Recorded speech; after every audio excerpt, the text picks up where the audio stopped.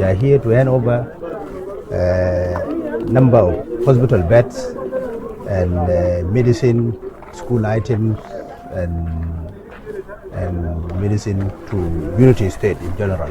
But now the sample which are here is going direct to Mayom Hospital, especially.